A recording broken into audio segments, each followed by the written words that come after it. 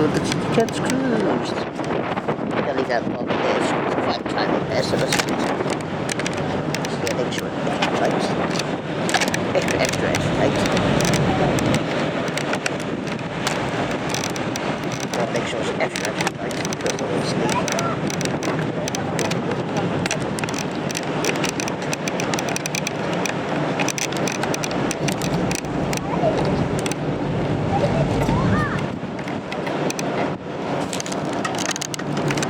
Yep, that won't fall off. It's just extra tight the other bit. Wow, so.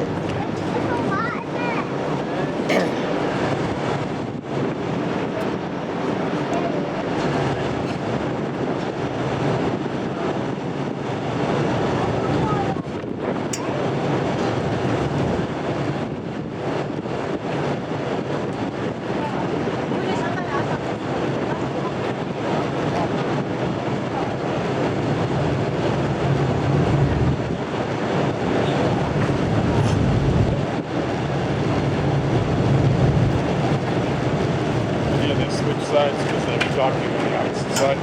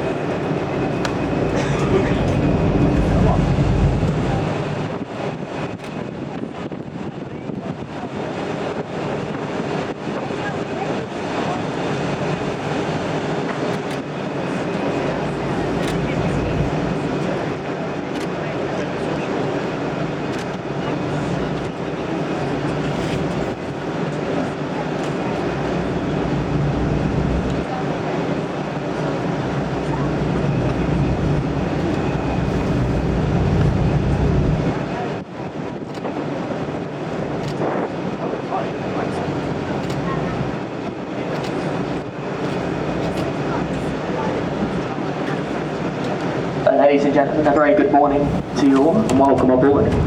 As we leave the piers, us crew members are required by law to provide you with a short safety announcement. And not to alarm you, ladies and gentlemen, only to make you a bit more familiar on board the boat. The name of the boat you are travelling on this morning, Millennium Time, and we are fully equipped with all of the up-to-date life-saving equipment. We carry on board life jackets in compartments, life rings, and we have life rafts on the outer roof of the boat either side. and all your crew are trained for any event of an emergency that may take place. And this boat will head down to Tower Pier.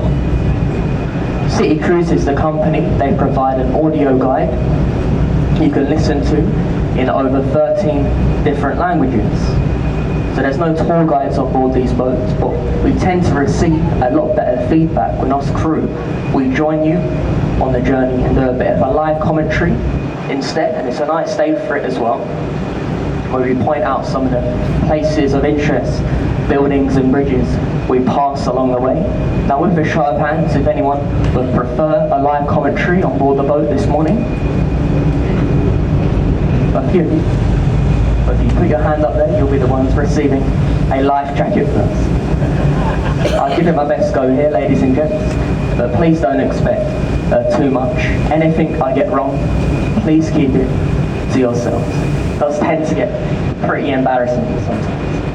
And we'll start the commentary over on our right hand side with the London Eye. The London Eye stands at 450 feet high. Around the eye we have 32 pods, 32 capsules. That's not any random number. There is a reason for 32, to represent the 32 boroughs located across Greater London. Each pod carries 25 people, continuously rotates at 1 mile per hour. They say on a day with clear skies, from the top of the London Eye you can see 30 miles. So choose a day with clear skies, you plan on doing so. Over on the left hand side here, you can see the building behind the trees, the Gothic style looking building. This is a luxury hotel called Whitehall Court Mansions. Former wartime Prime Minister Winston Churchill had his offices during a war inside. We have the Charing Cross railway station up to our left as well. Behind the station you'll find the West End of London over on our left. In the West End we have Soho, Mayfair, Piccadilly. So a few places there you may have heard of. The next set of bridges we pass beneath, we have the Charing Cross railway bridge. Either side the bridge we have the Golden Jubilee walkways, named after Queen Elizabeth II, celebrating the Queen's Golden Jubilee. An old tradition on the boats, as we pass beneath the bridge, we like to give the people, if there's anyone there, a little wave. You get a wave back, they say, brings you good luck. And if they don't wave back, that means one thing: they're from London. London is miserable. They wave back, they're on holidays. As we pass beneath the Charing Cross Bridge here, if you look to your right, you'll see the Royal Festival Hall. This is the last remaining building from the Festival of Great Britain, 1951, built as a post-war morale booster to help the nation recover from the war. Now, throughout the years, many famous people have played inside. Just to name you a few: Michael Jackson, Elton John, Amy Winehouse, Frank Sinatra. They have all played inside the festival. On the left now, if you have your cameras on you, the oldest thing of interest I'll be pointing out to you today, we have the Egyptian obelisk. This is Cleopatra's Needle. And Cleopatra's Needle is said to be 3,500 years old, older than the city of London itself. And the needle, Cleopatra, was given as a gift from a thankful Egyptian government for Lord Nelson's victory against Napoleon, the French, at the Battle of the River Nile. And they made the needles in pairs. So the twin to Cleopatra you'll find in Central Park, New York. The next bridge in front of us, we pass beneath, is Waterloo Bridge. This is the longest bridge in London. It spans a quarter of a mile. The bridge was constructed during World War II. This is when all the men were away fighting the war for king and country. So built by a female workforce. So we call call it the Ladies' Bridge of London. And you'll be pleased to know, ladies, it's the only bridge ever in London built on time and, of course, under budget as well. So well done to the ladies during hard times as well. Look, as we pass beneath the bridge, a self-cleansing Portland stone was used to build the bridge. So every time it rains, the outsides get clean, but the rainwater cannot penetrate underneath the bridge.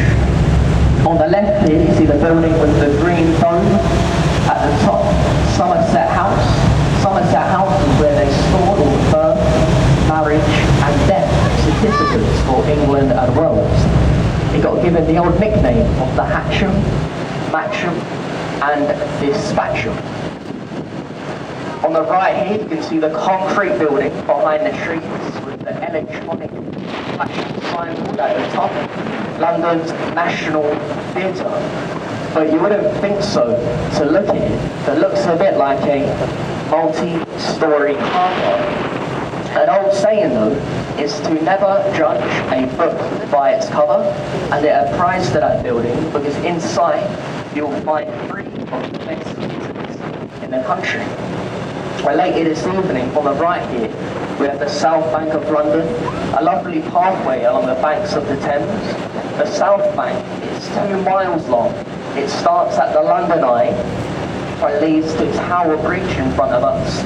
This is where we have all the street performers and bars and restaurants open along the South Bank over on the right. Ahead of us, on our left-hand side, you can see a large white ship with a yellow funnel in the middle.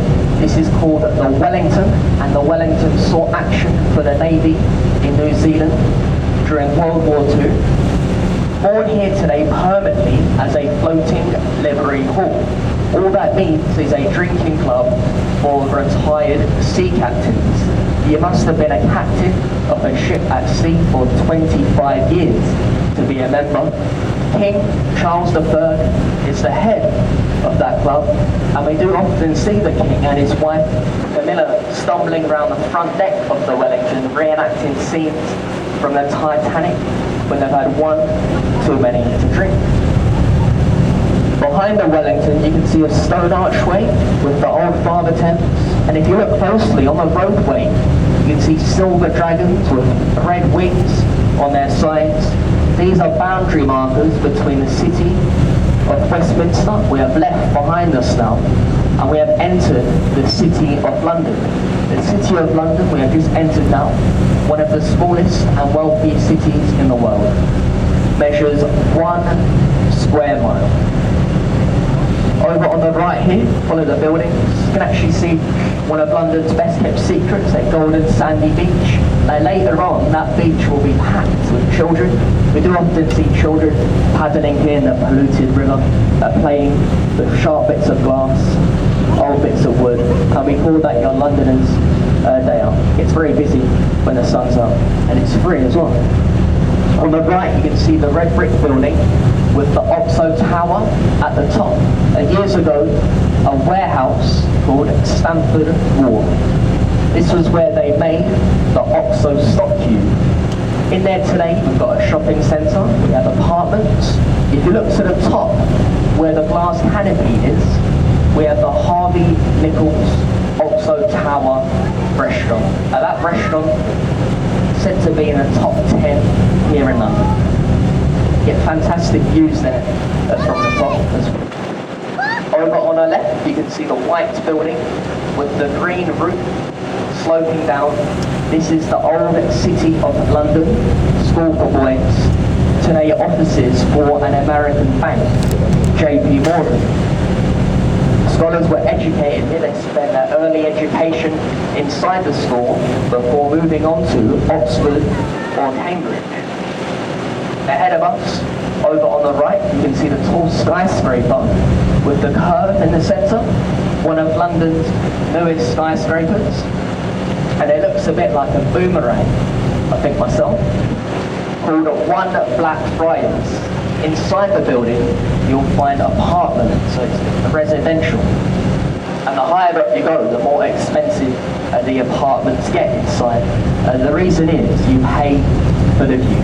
You can imagine the penthouse on the top floor there, worth millions of pounds. You see work taking place on the left as well. They're building a new sewer system in London called a tideway tunnel. A huge pipe they're building under the River Thames, taking away a London sewage. Starts way behind us, goes way downriver. Said to cost £5 billion. These are the Blackfriars bridges we pass beneath. Now these are the two closest, the two lowest we pass beneath today. The first one, a road bridge. The second one is a station. We have red pillars as well, so red columns in the centre as we pass beneath. And these are the remains of the old railway bridge that used to carry steam trains from Chatham and Dover in Kent. The bridge became unsafe, so they carefully removed the top of the old railway bridge.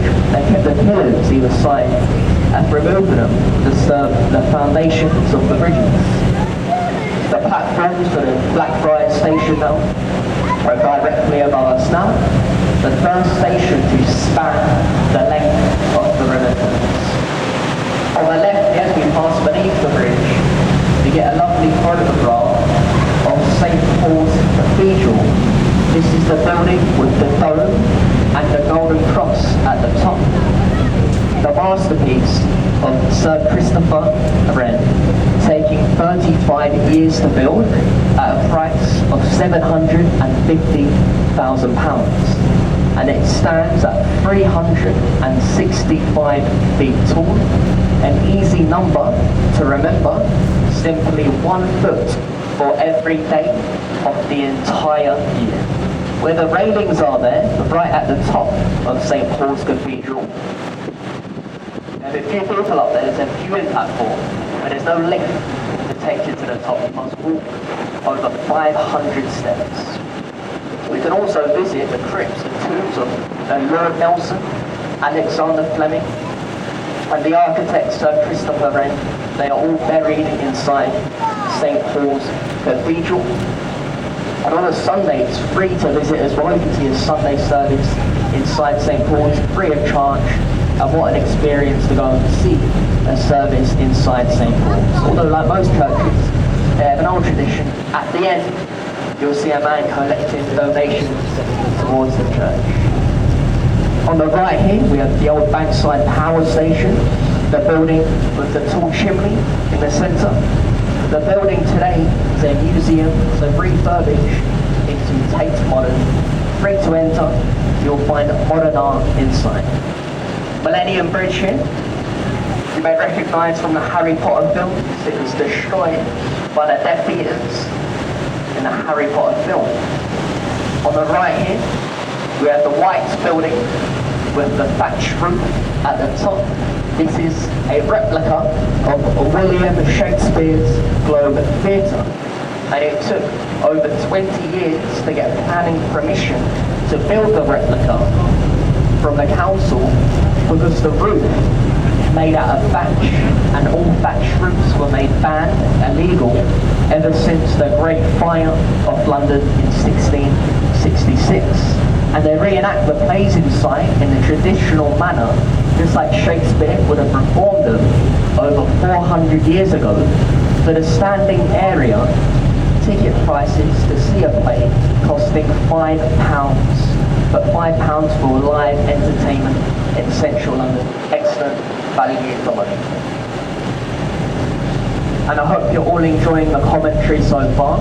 Hope you can hear me okay as well. And understand me, I'm trying my best to speak as slowly and as clearly as possible. I don't normally tend to speak like this. Hopefully you can understand me. The next bridge here, this is Southwark Bridge, all built to ease congestion from London Bridge. But they say this is the least used bridge, as the approaching roads that lead to the bridge are so well hidden through the back streets, through the alleys, that nobody can find the entrance. So mainly used by professional drivers. We see lorry drivers, taxi drivers, bus drivers use the bridge a lot.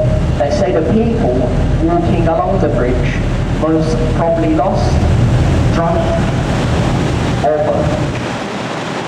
On the right here, the building with the red windows and the flowers outside, this is the Anchor Tavern, built in 1615, one of the oldest pubs along the banks of the Thames.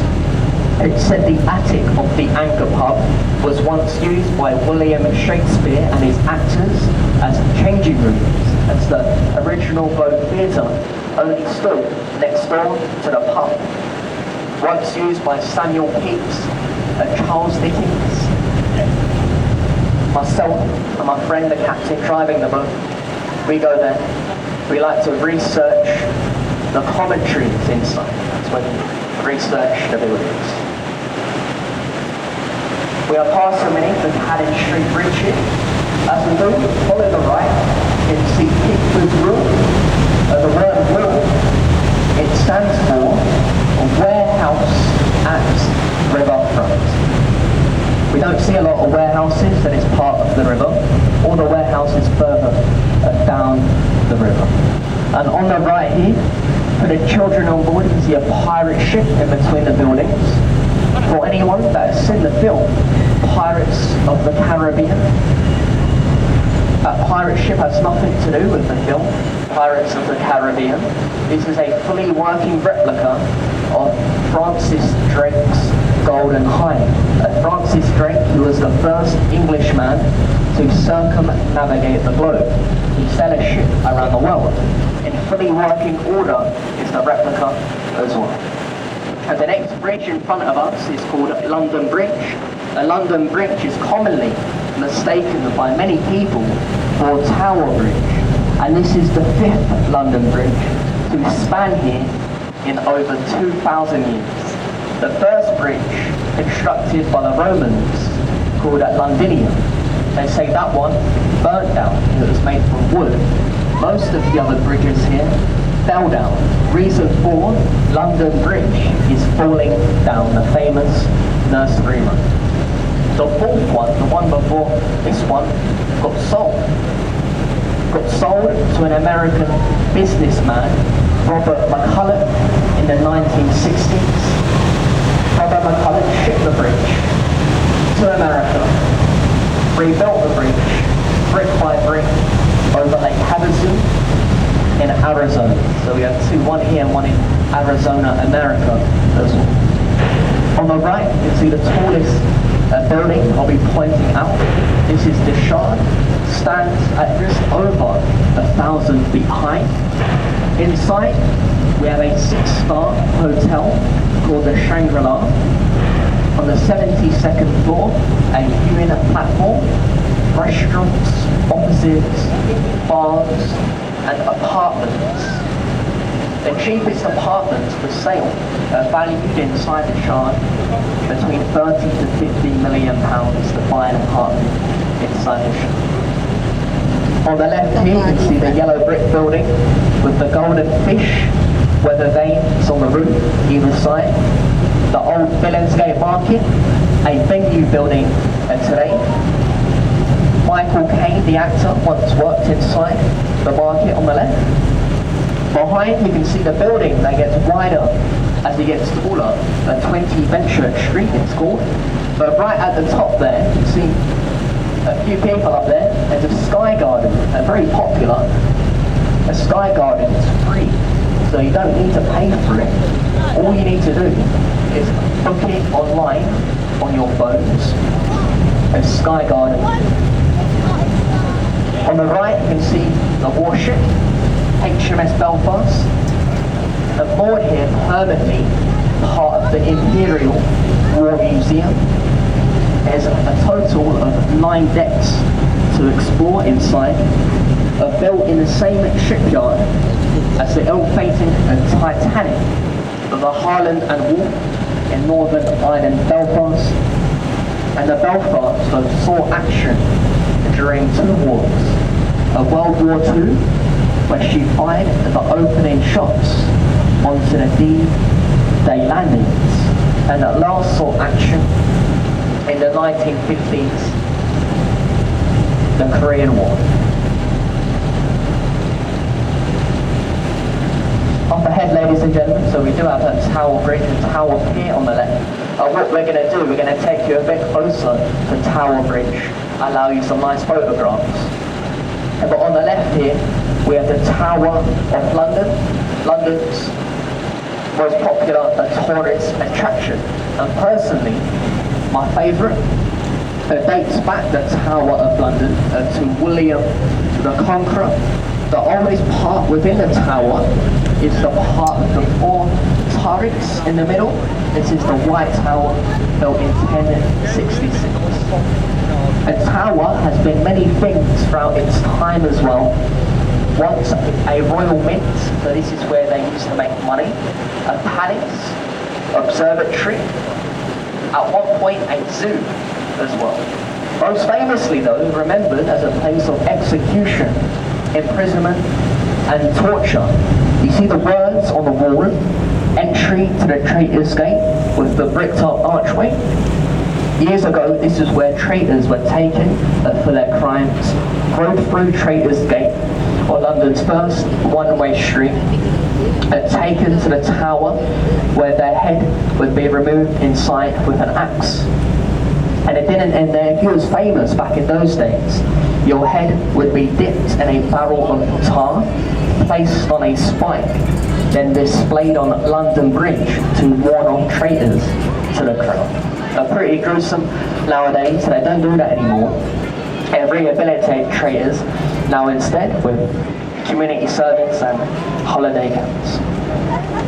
The bridge in front of us is Tower Bridge, designed by a man called Sir John Wolfe-Barry, opened in 1894, designed in the Gothic style to blend in with its surroundings, the Tower of London.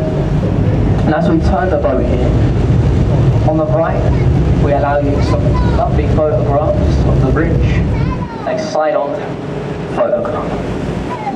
Your centre parts as well, forming the roadway of the bridge.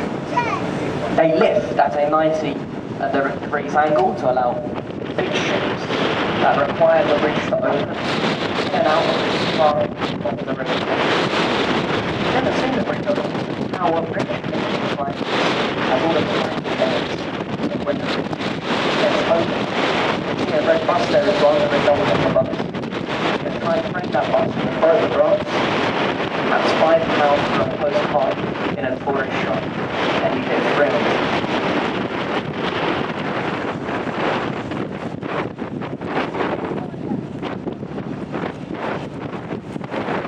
In a few moments here, ladies and gentlemen, we're going to approach Tower Pier. A bit of safety, and once we finish taking the photograph, there's no rush. We kindly ask you to remain seated until we are safely alongside the Tower Pier. We'll get the travel information. Any passengers for Greenwich, please stay on the boat as that will be our next stop. This is Tower Pier. Returning boat takes us back to Westminster.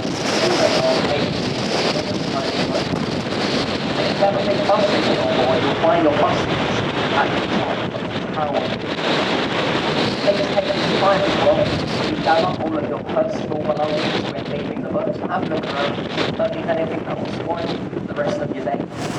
That does include as well your children, so please don't leave behind your children. I was left here and I was put to work the next day. And just a final word, thank you all for travelling with us today. Hopefully you've enjoyed your cruise, and hopefully the live commentary this morning has added to your journey as well. As I mentioned, we are just your crew here for your safety, making sure that you and this boat arrive safely from A to B, which we have done today. We do the commentaries on a voluntary basis. We like to do it as we receive a lot better feedback when we stay and join you on your cruise over the company provided guide. Where we do the commentaries voluntary, an old tradition on the boats, and by the exit gate, as I help you on, we leave the boat's champagne silver tip bucket. For those of you that have enjoyed the commentary, we would like to leave behind a token of appreciation for my efforts today. We leave a silver champagne tip bucket. Feel free to leave any spare change inside, 5, 10, 20, £50 notes. All currencies are accepted as well, euros, dollars, and it's greatly appreciated. but the crew helps us carry on the old tradition for these commentaries. Thank you all, and enjoy the rest of your day in London. Bye-bye.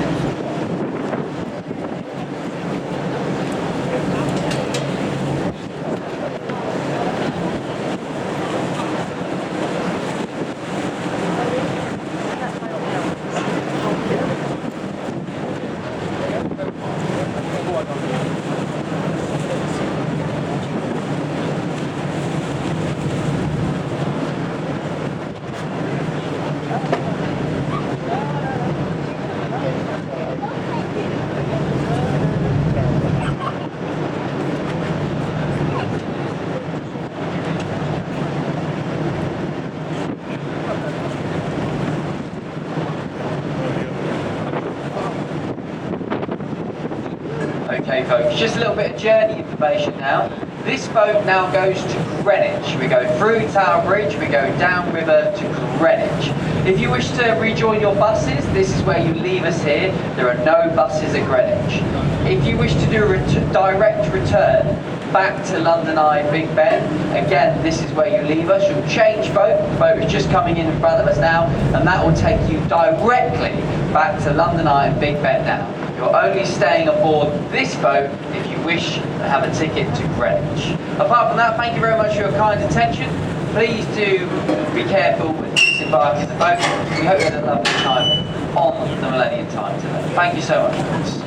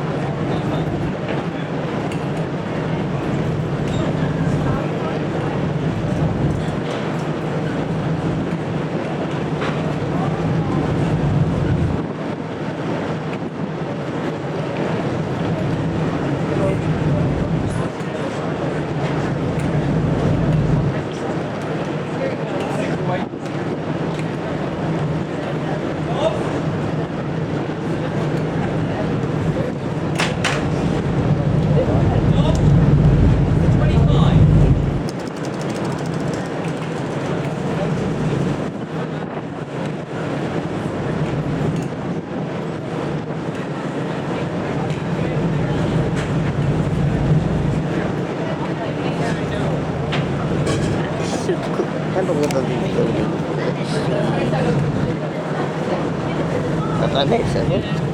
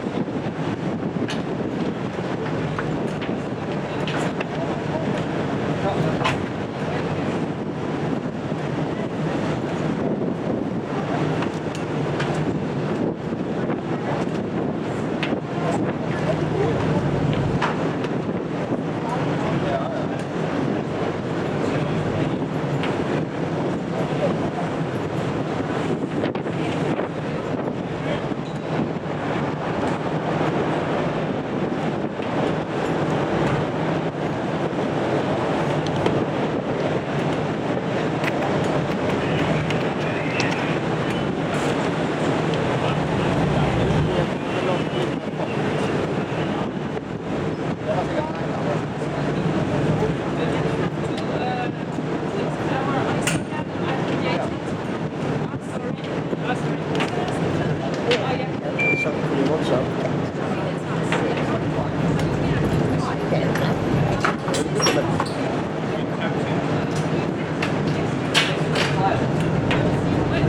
They'll work out how to get to it.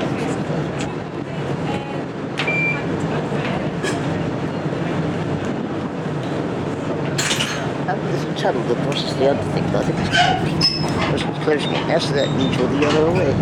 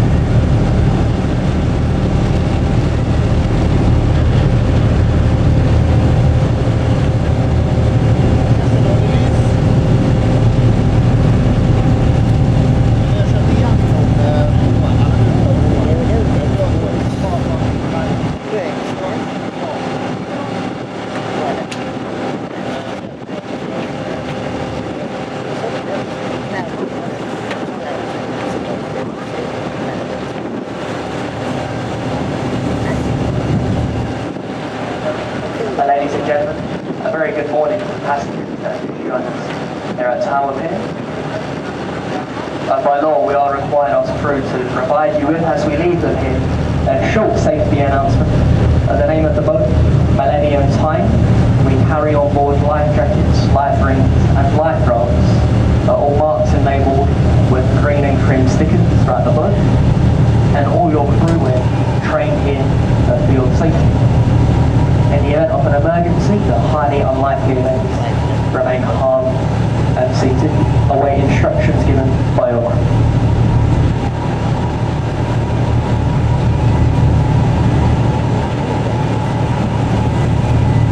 And if you listen closely here, ladies and gentlemen, you hear alarms going on for Tower Bridge. There's a super yacht that's in front of us. It will require Tower Bridge to open.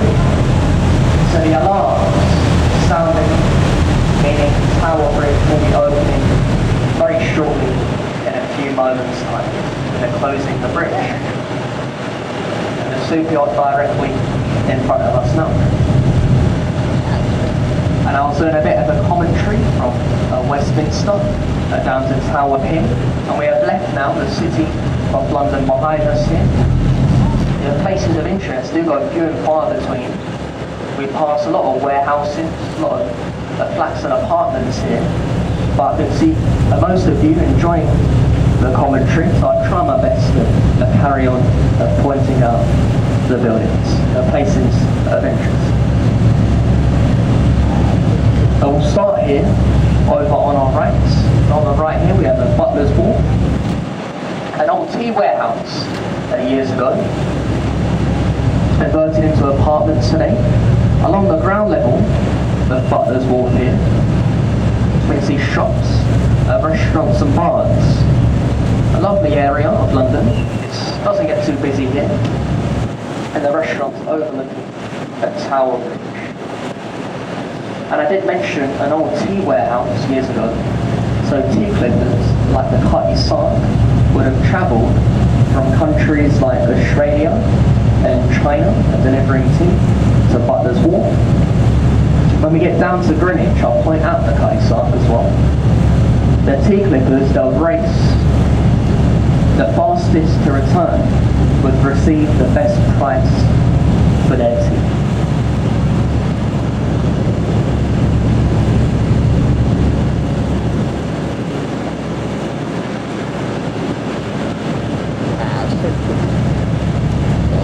On the right here, in between Butler's Wharf and the other building, shortly we have the entrance here to St Saviour's Dock in Birmingham. And behind you here, you can see the bridge. Most of you have noticed already, lifting. A lovely photo actually. In the background, you get St Paul's in the background. The two golden balls there, that's the monument to the Great Fire of London in 1666. And you have all the skyscrapers there as well.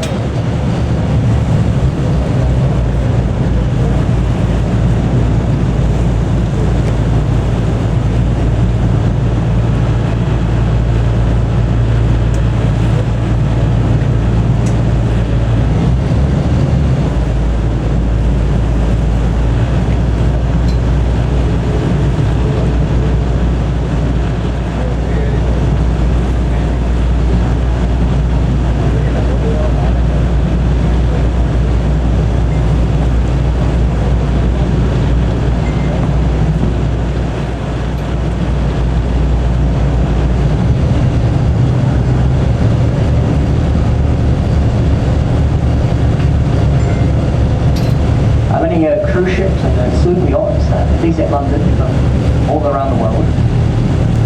They moor up alongside of the HMS Belfast. The super yacht alongside HMS Belfast. That's where they moor up.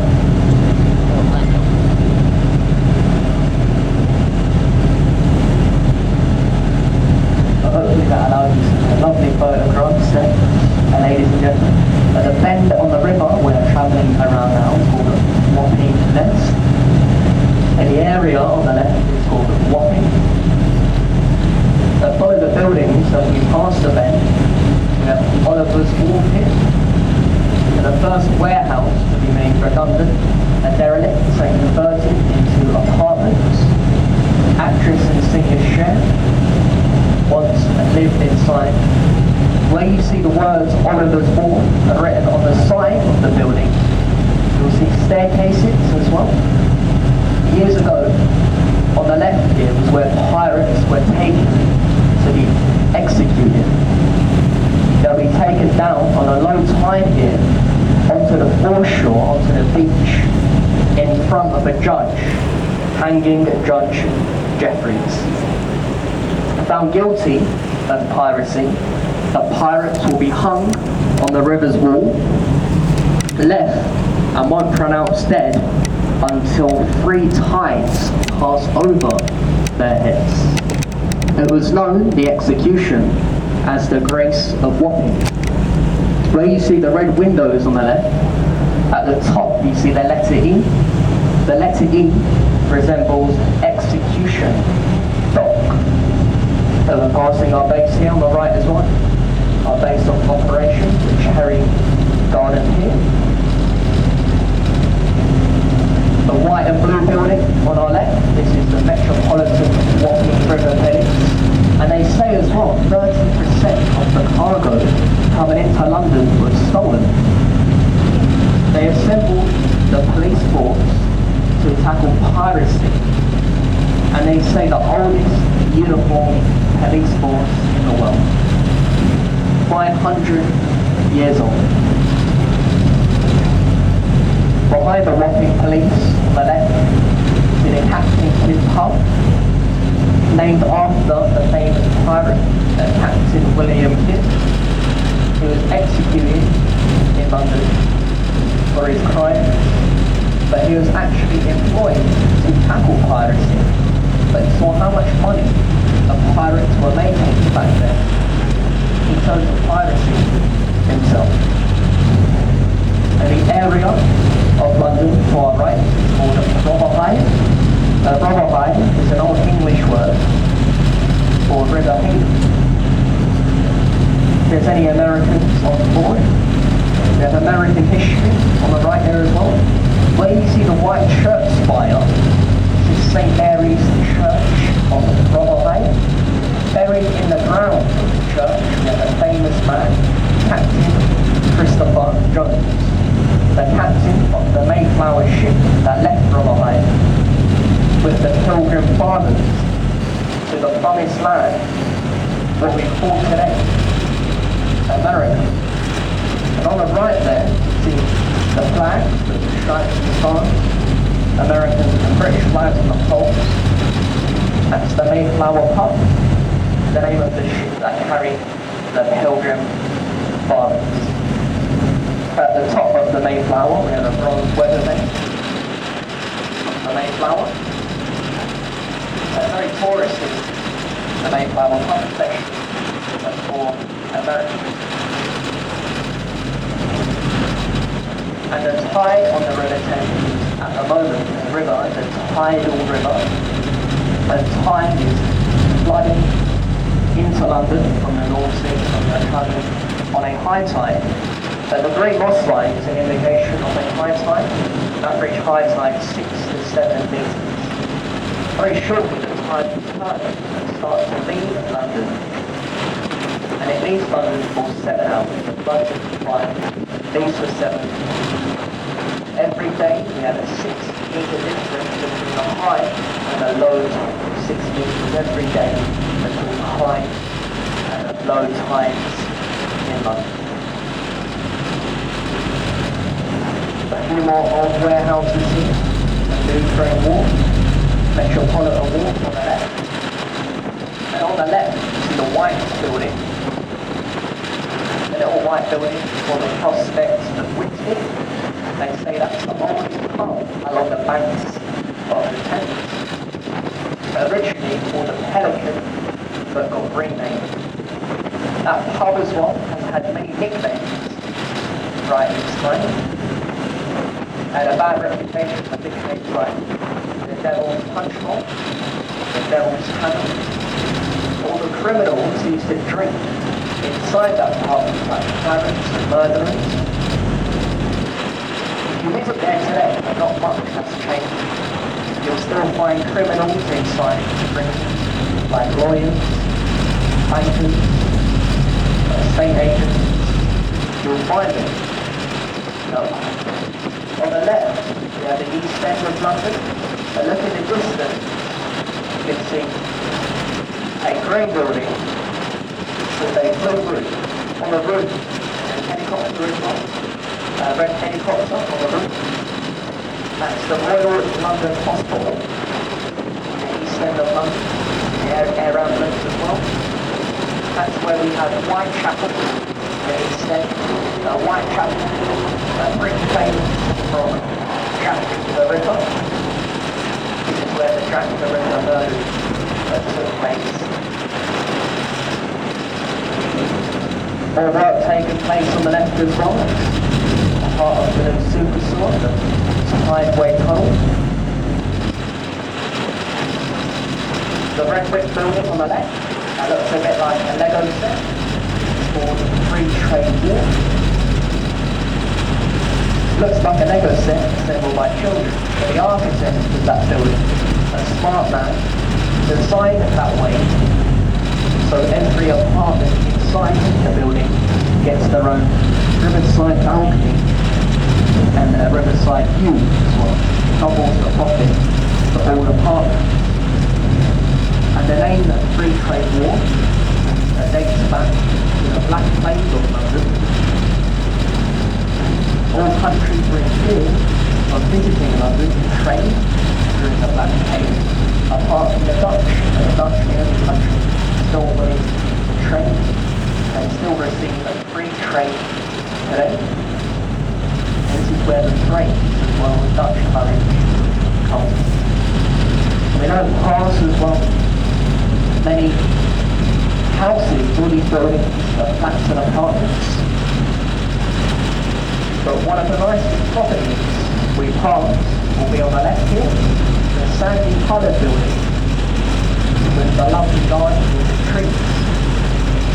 Circle window at the top, a glass conservatory, a football property called the Sun Wall, constructed a property by film producer David Lee, and David Lee produced films like Lawrence of Arabia, Dr. Zhivago, A Passage to a Sun. We have the entrance on the left here to Limehouse Marina.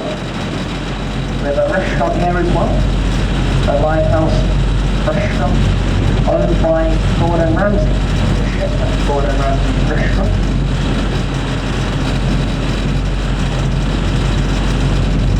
We follow the canal here at Limehouse, and the canal system leads up north from the country to places like Birmingham and Manchester. So if you own a small boat, you can follow the canal to Birmingham. It will take you though about 2 weeks with the canal boat.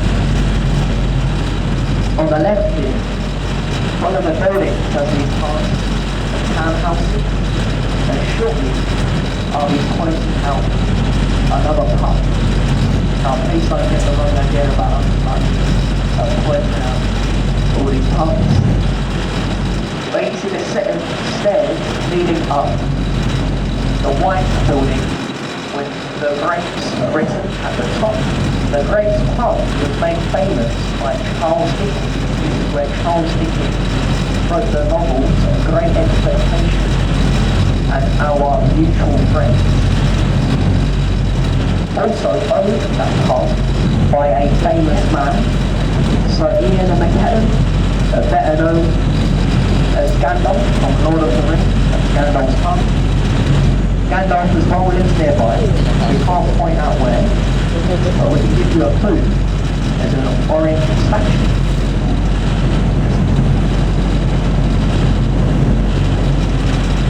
The River Thames as well, you see it's a murky colour, doesn't look very clean, but actually one of the cleanest rivers in the world. The reason the river is murky colour is the River Thames is a mud-based river. They say there's many species of fish in the river. Practically every day we see seals. A lot of seals, porpoises, eels, the river famous for eels, and traditional fish, these such as getting eels, pine, etc. On the left here we see the skyscrapers, the area at Canary Wharf. Banks here, so you've got offices for banks like HSBC, Citibank and JP Morgan and Barclays, and the bankers go to work. The tallest building in Canary Wharf, and the first building built here, is the building with the pyramid at the top and the flashing white light. of 1 Canada Square, built in 1981. The light there, the white light, is for the planes, an indicator for the planes. If you want to visit Canary Wharf, we recommend go on a weekend as well. They say 100,000 bankers go to work here Monday to Friday. Go on a weekend. Either side of us now, ladies and gentlemen, we pass a bend here. We have what you know already, unaffordable riverside apartments. So we give your ears a little rest here for a few moments time until we pass the bend. Lots of things to do and see when we have free.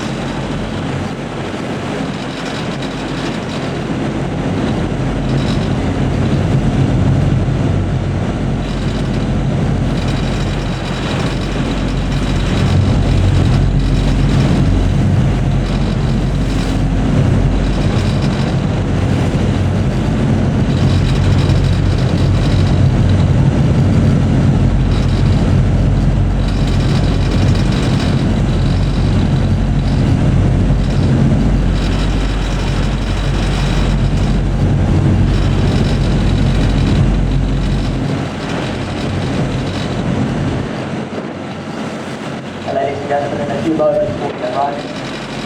A few more things to point out here if you need them. But the area on the right is called Deptford. Deptford, another old English word for deep water. On a low tide here, 10 metres of water below us. But you can see on the right the yellow mooring buoys. Because cruise ships, the large cruise ships that visit London, they moor up here with the yellow mooring buoys. On the right here we have the Cutty side, the three masts in the middle, ahead of us on the right. The Cutty side was the fastest vehicle of her day, and powered with no engine, powered by wind and sail. It reached a record speed of 25 knots at 27 miles per hour. Compare it to this boat, we travel down here today at 8 knots. At the top of the hill, you can see the green dome and a T-bar right at the top of the hill. That's the Royal Observatory. About 20-minute walk to get there from one of the steep hills. But you get lovely views on the top. On the left, you can imagine the view from the top. And the Royal Observatory is where we get GMC when we calculate running tree time. And we have the meridian line there as well. The meridian line is where east links west at longitude 0 degrees. You can stand on the meridian line, 1 foot on the east, 1 foot on the west. And you won't feel a thing. We have the old naval colleges ahead of us as well. Ahead of us, where you see the two domes. This is where they trained a nurse, the Royal Navy, for 100 years. The university today, so Greenwich University. That building though is free to enter, so you don't need to pay. Go inside, enter the naval colleges free of charge. Bit of travel information here, ladies and gents. So this boat will be leaving at